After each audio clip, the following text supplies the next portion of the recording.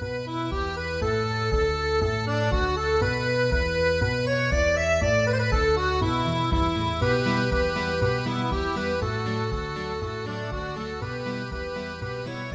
there, it's Kevin with Roguedeckbuilder.com here with a new brew for Theros. Finally starting to brew the Theros.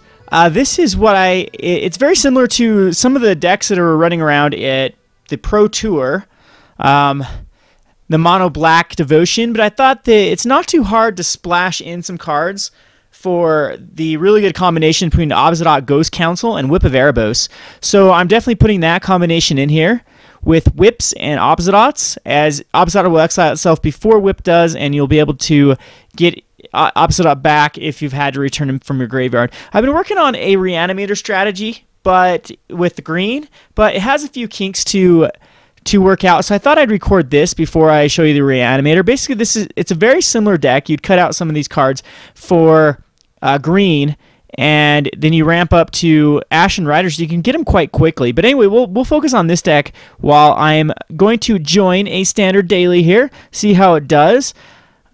And this is the basic build of it. I'm playing 25 lands, which has 4 Godless Shrines, 4 Temple of Silences, and 2 Orzhov Guild Gates. So that's my white sources. A lot of things do cost double white here in my build, but that's okay. I think we'll be able to find the Godless Shrines with Liliana's eventually, and if not, then it's not that big of a deal. We have plenty of cards to cast until we naturally find the white sources. So Nykthos Shrine to Nyx is awesome in this deck. It helps us ramp into our mana that we need. I don't actually have anything main board. In fact, I should probably switch around. I have the Nykthos Shrine in for the Dead of the Deathless is our kill condition. So basically, you'll ramp up with Crypt Gas and Nykthos here and try to stabilize until you hit a big Debt of the Deathless. And I thought about going Corrupt in this as well, as Corrupt can do quite a bit of damage and gain life, but it just didn't work out. So anyway, for my removal package, I'm running 2 of Orzhov Charms and 4 Pharika's Cures. The reason why I like Orzhov Charms is to return target creature you control and all R's you control attached to its owner's hand. I don't care about the R's. This is just for bouncing back the Grey Merchant Vassal if I need to, so I can cast them again for more life and more damage. See, Grey Merchant is basically my Corrupt, my Devotion Corrupt with a 2/4 body. And then the Orzhov Charm can actually act as removal, or it can bounce back a Grey Merchant to recast. I'm running the Cures, Pharika's Cures, because I think it's the best card in the format, the best 2-mana removal in the format at the moment. It is very good against the Mono Blue Devotion deck. It is very good against Red Deck Wins. It's not that great against the Green-White aggro, but we didn't see a very good finish at the Pro Tour with Green-White aggro. It's decent versus the RG aggros depending on their build. It's not that great against the Monstrous. So I do have a 3 package here to bring in against those type of decks. Devour Flesh's Doublade, Ultimate Price. I've just got 1 of each in here. Again, this deck is anything but completely tweaked and tournament ready yet. So I've also got Shadowborn Demons for removal in the sideboard, and we have great cards like Blood Baron, Vizkopa, and Alms Beast to help against those aggressive matchups as well. These are just huge roadblocks until we can stabilize. I'm trying a Teysa. I'm hoping she works because we can ramp into her pretty quickly, and then if creatures ever deal combat damage to me, they get destroyed.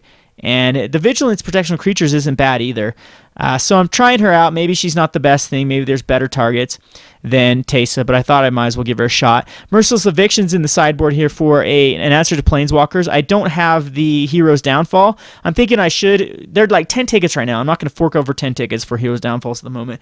Eventually, when I have the tickets, I will throw in some Heroes Downfalls. But that's why I've got Merciless Eviction in the sideboard. This is a board wipe for either Planeswalkers, enchantments, artifacts, or creatures.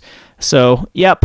I'm running Nightveil Spectre just for the devotion count, and they've got to deal with it on that turn, or otherwise it's going to start getting some card advantage. But it's just really good going to like Nightveil Spectre into Liliana Dark Realms into dropping Grey Merchant. We've also got on a 3-drop as an Underworld Connection to add 2 devotion, and this will help us fill up our hand. Again, I'm not set on this completely. We do need some better way to gain life besides just the cures, and maybe I need to add more removal main board. Again, I'm just testing this out. I'm running a standard daily here, which is with an untested deck. We'll see how it works. Erebos is pretty easy to get the devotion, and then if you have 5/7, indestructible guy that can draw you cards, and your opponent can't gain life. That's actually very relevant in this format. And then we've got Crypt Gas. Crypt Gas are actually really good. We're running 1, 2, 3, 4, 5, 6, 7, 8, 9, 10, 11, 12, 13, 14, 15, 16 swamps. So Crypt Gas is going to definitely give us some ramp in, and it's not a bad card. It's decent for the devotion. It can start extorting off of everything, every spell that you start to cast, and it's not a bad card. Again, I'm testing this out. I might need to go like heavier Ashen Riders and whatnot for Crypt Gas to actually be worth it. So I don't know if 4 is the right or if 2 is the right number or whatnot. Our four slot is very loaded, so maybe I need to go into a decent 1-drop, which I don't even know what that would look like in this format. There's not some very good like defensive 1-drops for black. I would think about something like a 1/1 Death Touch, but that's in green this time.